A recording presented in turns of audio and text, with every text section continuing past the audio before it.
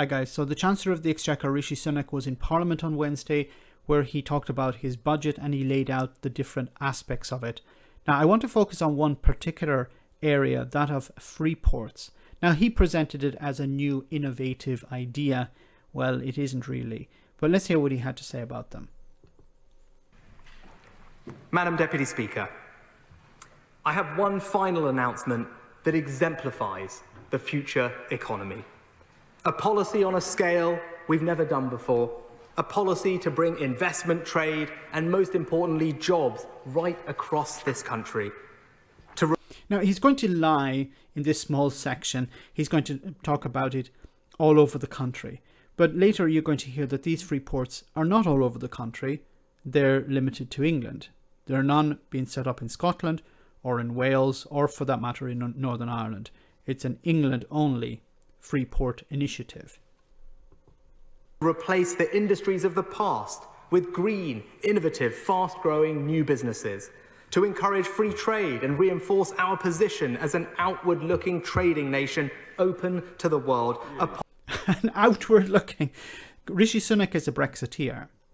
Now, of course, he's a different type of Brexiteer than Mark Francois or Nigel Farage or Boris Johnson or Jacob Rees-Mogg, but he's still a Brexiteer. And to say that the UK is outward-looking is extremely strange for me, because most of the Brexiteers I encounter are the type of people who want to turn the UK into a hermit nation.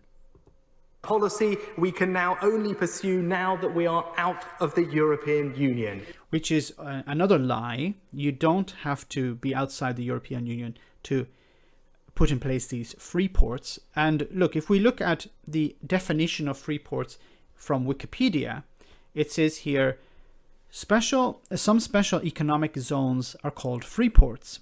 Sometimes they have historically been endowed with favourable customs regulations, such as the free port of Trieste in Italy. As Britain was proposing the creation of 10 free ports after leaving the European Union in early 2020, the EU was clamping down on 82 free zones after finding their special status had aided the financing of terrorism, money laundering, and organised crime. So the European Union is clamping down on these because they're a problem, and the UK is opening them because of Brexit. Now, he made the point that, we needed to leave the European Union in order to have these free ports, but there are many countries in the EU that have free ports, including Germany and Italy and Ireland. So it's not a requirement of leaving the European Union. This was not a requirement of Brexit. Free ports. Free ports are special economic zones with different rules to make it easier and cheaper to do business. Easier and cheaper to do business. This is basically about creating an area in the country, and it tends to be, if we look at later at some of the areas that he's talking about, where Tory MPs are basically in charge, Tory governments are in charge, local governments are in charge. So it's a benefit to those. And some of them are in the north of England in this so-called Red Wall, it seems. But this is about lowering regulations. Brexit is about stripping away protections for workers, environmental protections, and building standards, for example. So this is an attempt, I think, about creating some sort of distraction to the public. Look, we're not actually investing in the north, for example, but we're investing in these free ports in the north, and they will, as we've seen in the past, according to Wikipedia here, about reports how the European Union is clamping down on them because they have been used, for example, for money laundering. Businesses are not going to move to the, some businesses may move to these free ports, but you're not going to create jobs with them because the jobs will just go along with the business as moving. We're not going to see investment from outside into the UK with these free ports because of Brexit. The only companies that will be moving into the free ports are companies that are already operating in the UK, maybe to try and save some money, to try and avoid paying taxes. These are the problems of these free ports. They're well established internationally, but we're taking a unique approach. Our free ports will have simpler planning to allow businesses to build. So fewer environmental standards. Infrastructure funding to improve transport links, cheaper customs with favourable tariffs, VAT or duties. Even if this is the case, this isn't helping the exchequer. This is the idea of where we're going to create jobs. But these free ports don't really create any jobs. They move jobs from another part of the country to these free ports. Now, if you're a Conservative council, you're probably happy with that because these jobs are coming from somewhere else in the UK. Somewhere else is suffering and you're gaining, but the country as a whole is not gaining. It's actually losing out by having these free ports. And lower taxes, with tax breaks to encourage construction, private investment and job creation.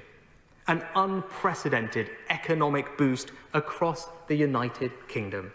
Free ports will be a truly UK-wide policy, and we will work constructively with the Scottish, Welsh and Northern Irish administrations. So he said this is going to be a UK approach, but in the next part of his speech, he talks only about England. Today, I can announce the 8 free port locations in England. East Midlands Airport, Felixstowe and Harwich, Humber, Liverpool City Region, Plymouth, Solent, Thames and Teesside. This seems to be once again an attempt to provide something to the Red Wall. The Conservatives know that they need to maintain this so-called Red Wall. The Red Wall being the people who used to vote the Labour Party and they switched to the Conservative Party in 2019. Now, I believe these people switched. Not a huge number of people switched. A lot of people actually stayed at home. They didn't come out and vote for Jeremy Corbyn's party. That may change in 2024, but the Conservatives feel that there's still a chance of holding on to these people, so we need to throw them something, throw them a few crumbs in order to convince them to continue to vote for the Conservative Party. But I believe most of them voted for Boris Johnson to get Brexit done, to get Brexit out of the way. Now, many of them are probably still suffering the consequences of Brexit and will continue to suffer the consequences of Brexit, but a free port is a good way of distracting from that Brexit disaster. 8 new free ports in 8 English regions, unlocking billions of pounds of private sector investment, generating trade and jobs up and down the country. Once again, this will not create jobs. You're just moving jobs from one place to another. If you're producing something and you move to a free port, you're not going to hire more people. You may move some people, you may lay off some people, but as a net, you're not going to create jobs. I commend members from across the House for their campaigning, but in particular, the honourable members for Redcar, Cleethorpes and Great Grimsby. And I just had a look into some of these, and some of these are Tory majority councils, boroughs. So this is, once again, looking out for the Conservative Party. This is not looking out for voters. It's not looking at the areas that really need the most investment. It's about looking after our party. And I've said this before, it's always about putting the party first. Party before country. That's the Conservative motto.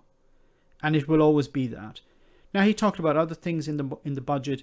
Maybe we'll get to those at another time. But I think this free ports thing is going to be a distractor.